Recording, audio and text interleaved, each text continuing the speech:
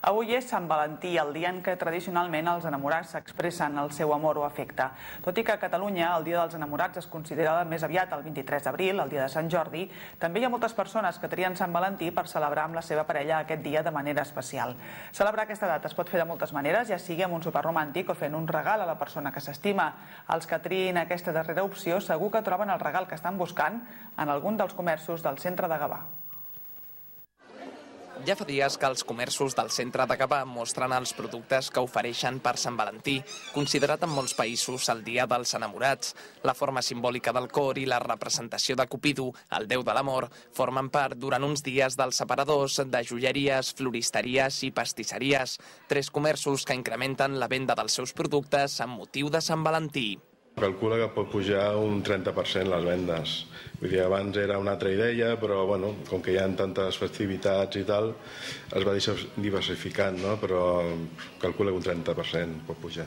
Home, es nota una miqueta, es venen més rams, es fan detallets amb moltes roses vermelles, que a la gent li agrada molt aquell dia el vermell, i rams variats, perquè aquí a casa estan acostumats a les flors diferents, i llavors venen expressament a buscar un ram que sigui una mica diferent. Bueno, hi ha més increment de ventes, llavors ens posem a l'altura que hi ha una mica de crisi i fem cosetes llavors que estigui bé per totes les butxaques, per dir alguna cosa. Precisament arribar a totes les butxaques és l'objectiu d'aquests establiments, que fan el possible per abaixar el preu dels seus productes.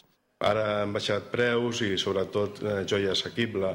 S'està fabricant molt hort en plata per combinar-ho i baixar de preu, sobretot que tingui imatge i sobretot que sigui assequible, que és el que interessa al client. Tenim des del mínim de 5 euros que pots gastar fins a el que vulguis, 60, 70, 80, 100, el que tu vulguis gastar, però fins per 5 euros pots fer un detallet mono. Com que és el tu i jo, que són 2 persones, llavors no cal que es faci un pastís molt gran, ni una capsa de bombons molt gran. Es fa més petita perquè és per una parella. I no cal com abans, que fèiem un pastís que en menjava, vamos, hasta els veïns.